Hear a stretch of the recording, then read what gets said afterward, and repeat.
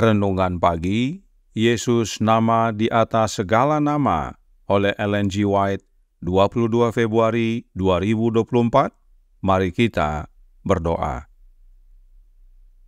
Bapa kami yang di sorga, Allah pencipta langit dan bumi, laut dan segala isinya, Allah yang maha besar, maha kuasa, sumber segalanya, yang kami sembah selalu melalui anak-Mu yang tunggal, Yesus Kristus. Terpujilah Yesus, anak Allah yang maha tinggi, yang adalah pengantara ilahi bagi kami. Pada pagi hari ini kami bersyukur boleh bangun dan berbakti, dan sebagaimana membaca dan mendengarkan nasihat firman-Mu, kiranya ini menjadi pembaharuan dan sukacita bagi kami, agar kami datang kepada Kristus, satu-satunya pengantara kami kepada Bapa. Beserta kami sepanjang perbaktian ini kehendak-Mu yang jadi, ampun kami akan dosa dan salah, karena kami berdoa hanya dalam nama Anak Allah yang tunggal, Yesus Kristus, yang adalah Tuhan dan Juru Selamat kami. Amin. Renungan hari ini akan dibacakan oleh Ibu Gladys Torondek. Kepada Ibu Gladys, kami persilahkan. Shalom, selamat pagi. Bacaan Renungan Pagi tanggal 22 Februari 2024 berjudul Pengantara Ilahi. Ayat inti terdapat di dalam Keluaran 34 ayat 33 yang berbunyi, "Setelah Musa selesai berbicara dengan mereka, diselubunginya lah mukanya." 40 hari 40 malam Musa tinggal di gunung, dan selama masa ini seperti pada saat pertama dia ditopang secara ajaib. Tidak ada seorang pun yang diizinkan untuk naik bersamanya. Dan selama dia tidak ada seorang pun yang mendekati gunung tersebut. Atas perintah Allah, dia telah menyiapkan 2 loh batu dan membawanya ke puncak. Dan sekali lagi Tuhan menuliskan di atas loh batu itu firman perjanjian, 10 perintah Allah. Selama waktu yang lama dihabiskan dalam persekutuan dengan Allah, wajah Musa telah mencerminkan kemuliaan kehadiran ilahi. Tanpa dia sadari, wajahnya bersinar dengan cahaya yang menyilaukan ketika dia turun dari gunung. Cahaya seperti itu menyinari wajah Stefanus ketika dihadapkan di depan para hakimnya. Semua orang yang duduk dalam sidang mahkamah agama itu menatap Stefanus, lalu mereka melihat muka Stefanus sama seperti muka seorang malaikat. Kisah Para Rasul 6 ayat 15. Harun dan bangsanya menjauh dari Musa, dan takutlah mereka mendekati dia. Melihat kebingungan dan rasa ngeri mereka, namun tidak mengetahui penyebabnya, dia mendesak mereka untuk mendekat. Melalui kemuliaan ini, Allah merancang untuk memberi kesan kepada Israel agar sifat hukumnya yang kudus dan mulia, serta kemuliaan Injil yang dinyatakan melalui Kristus. Ketika Musa berada di atas gunung, Allah menyatakan kepadanya bukan hanya loh-loh hukum, tetapi juga rencana keselamatan. Ia melihat bahwa pengorbanan Kristus telah digambarkan sebelumnya oleh semua contoh dan lambang zaman Yahudi, dan cahaya surgawi memancar dari Golgota yang tidak kalah pentingnya dengan kemuliaan hukum Allah, memancarkan sinar yang begitu cemerlang ke wajah Musa. Penerangan ilahi itu melambangkan kegenapan kemuliaan yang mana Musa adalah pengantara yang nyata. Musa adalah lambang Kristus, sebagaimana pengantara Israel menyelubungi wajahnya, karena bangsa itu tidak akan tahan melihat kemuliaannya. Demikian pula Kristus, pengantara ilahi, menyelubungi keilahiannya dengan kemanusiaan ketika ia datang ke bumi. Seandainya dia datang dengan mengenahkan kecemerlangan surga, dia tidak akan bisa menemui pria dan wanita dalam keadaan mereka yang berdosa. Mereka tidak sanggup menanggung kemuliaan hadiratnya. Oleh karena itu, dia merendahkan dirinya dan dijadikan serupa dengan daging yang dikuasai dosa. Roma 8 ayat 3. agar Dia dapat menjangkau umat manusia yang telah jatuh dan mengangkat mereka. Demikian bacaan renungan pagi. Terima kasih dan Tuhan Yesus memberkati. Terima kasih atas penata layanan Ibu Gladys. Tuhan Yesus memberkati. Selamat pagi saudaraku dalam Tuhan. Mengapa Yesus disebut pengantara ilahi? Karena Yesus adalah anak Allah yang ilahi. Signs of the Times tanggal 30 Mei tahun 1895 paragraf 3 menyatakan, persembahan lengkap telah dilakukan karena begitu besar kasih Allah akan dunia ini sehingga Ia telah mengaruniakan anaknya yang tunggal, bukan seorang anak yang diciptakan sebagaimana para malaikat atau seorang anak yang diadopsi seperti halnya orang berdosa yang telah diampuni, melainkan seorang anak yang diperanakkan dalam gambar wujud pribadi Bapa dan dalam segala keagungan serta kemuliaannya yang setara dengan Allah dalam otoritas, martabat, dan kesempurnaan ilahi. Inilah dasar keilahian Kristus, bahwa Dia adalah anak yang diperanakkan Bapa yang ilahi. Nah, melalui anaknya inilah Bapa berkomunikasi dengan kita. From Heaven with Love halaman 70 paragraf 5 menyatakan, pada baptisan juru selamat, setan mendengar suara Jehovah yang bersaksi tentang keilahian Yesus.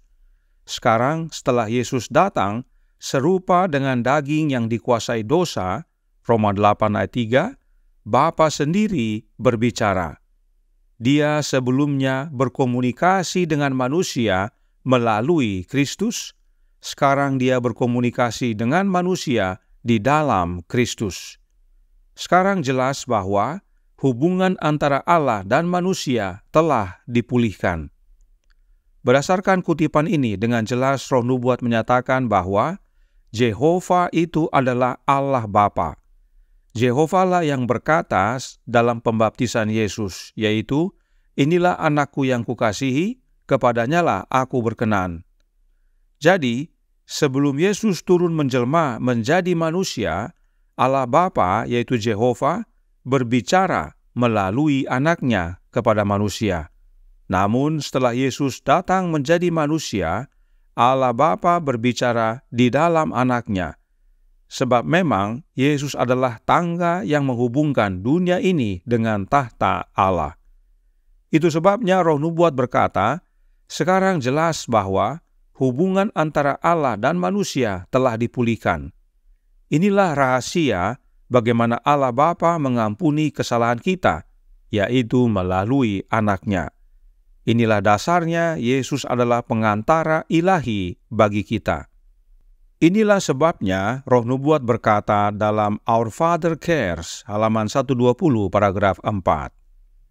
Kristus adalah mata rantai penghubung antara Allah dan manusia. Sementara kita mendekati Allah melalui kebaikan kemurahan penebus, Kristus menempatkan kita dekat dengan sisinya, merangkul kita dengan tangan manusianya, sementara dengan tangan ilahinya ia meraih tahta kekal. Kristus adalah mata rantai penghubung dan tidak ada disebutkan adanya keperluan mata rantai lainnya. Cukup satu mata rantai penghubung dan itu adalah Yesus. Kenapa? Perhatikan yang ditandai warna kuning. Sebab Yesus satu-satunya makhluk ilahi yang telah menjadi manusia. Dengan tangan kemanusiaannya, Dia merangkul kita yang adalah manusia, yang mau mendekat kepada Allah, dan dengan tangan ilahinya, Yesus meraih tahta Bapanya. Inilah makna mata rantai penghubung tersebut. Jalan masuk kepada Bapa hanya satu, yaitu anak Allah, yang adalah Yesus Kristus. Inilah dasarnya Yesus adalah pengantara ilahi kita. Bahkan Roh Nubuat berkata dalam Para Nabi dan Bapa, volume 1, halaman 416, paragraf 2. Dupa yang naik bersama-sama dengan doa orang Israel menggambarkan jasa dan pengantaran Kristus, kebenarannya yang sempurna, yang melalui iman dihisapkan kepada umatnya, yang olehnya saja dapat menjadikan perbaktian manusia yang berdosa dapat berkenan di hadapan Allah. Di hadapan tirai bilik yang maha suci itu terdapat sebuah mezbah pengantaraan yang terus-menerus. Oleh darah dan kemenyan, Allah harus didekati. Lambang-lambang yang menunjuk kepada pengantara yang agung itu, melalui mana orang-orang berdosa bisa datang dekat kepada Tuhan, dan melalui Dia sendiri sajalah rahmat dan keselamatan dapat diberikan kepada orang yang percaya dan bertobat. Suatu kutipan yang syarat dengan makna. Pertama, dupa itu adalah gambaran jasa dan pengantaraan dan kebenaran Kristus yang oleh iman dihisapkan kepada umatnya. Kedua, mezbah dupa itu sama dengan mezbah pengantaraan, sebab itu adalah lambang Yesus. Ketiga, pada mezbah dupa itu ada dupa dan ada darah dibubuhkan. Sebab hanya dengan darah dan dupa Allah Bapa dapat didekati. Hanya satu oknum yang mempunyai darah dan dupa, yaitu Yesus Kristus. Hanya satu yang punya jasa pendamaian, yaitu Yesus Kristus. Karenanya, hanya satu pengantara kita kepada Bapa, yaitu Yesus Kristus. Dan keempat, perhatikan, Roh Nubuat berkata, hanya melalui Yesus sendiri saja rahmat dan keselamatan diberikan. Rahmat atau kasih karunia dan keselamatan hanya melalui Yesus saja. Inilah sebabnya Yesus yang adalah pengantara kita satu-satunya tidak memohon kepada Bapa, tetapi menuntut akan kemenangannya. Sebab Yesus punya darah dan punya dupa. Yesus punya jasa dan kebenaran. Karenanya Roh Nubuat berkata dalam In Heavenly Places, halaman 79 paragraf 4. Bapa mendengar setiap doa yang tulus dari anak-anaknya. Suara permohonan dari bumi bersatu dengan suara pengantara kita yang memohon di sorga, dan suaranya selalu didengar Bapa. Suara permohonan anak-anak Allah yang disatukan dengan suara Yesus Kristus pengantara kita selalu didengar Bapa. Dan jika suara Yesus yang selalu didengar Bapa, adakah kita perlu oknum lain yang bukan Yesus untuk berdoa bagi kita? Tentu tidak, sama sekali tidak perlu. Yang kita perlukan cukup Yesus dan hanya Yesus. Sebab Dialah pengantara ilahi kita, dan hanya Yesuslah yang menghubungkan kita dengan Bapa. Dan Yesus menyampaikan permohonan kita layaknya permohonannya sendiri. Bersama Allah di waktu fajar halaman 21 paragraf 2 menyatakan, pada setiap orang yang menyesal dan memohon pengampunan, Kristus mendengarkan dan mengabulkannya, serta menjadikannya miliknya sendiri, menyajikan permohonannya di hadapan Bapa sebagai permintaannya sendiri. Karenanya, saudaraku dalam Tuhan, Roh Nubuat berkata dalam Selected Messages buku pertama, halaman 332 paragraf 5. Yesus sendiri adalah penebus kita, pembela dan perantara kita. Di dalam Dia adalah satu-satunya harapan kita untuk pengampunan, kedamaian, dan kebenaran. Sederhananya, Yesuslah satu-satunya jalan keselamatan. Kiranya kebenaran ini menjadi pembaharuan bagi kita semua, bahwa pengantara kita hanya satu, yaitu Yesus Kristus, Anak Allah yang ilahi, yang Bapa peranakan, dan Dia tetap melayani kita di dunia ini oleh kehadiran Roh-Nya. Tuhan memberkati, saya bawa dalam nama Yesus. Amin. Mari kita berdoa. Bapa kami yang di sorga, Allah pencipta langit dan bumi, laut dan segala isinya, Allah yang maha besar, maha kuasa, sumber segalanya, yang kami sembah selalu melalui anak-Mu yang tunggal, Yesus Kristus.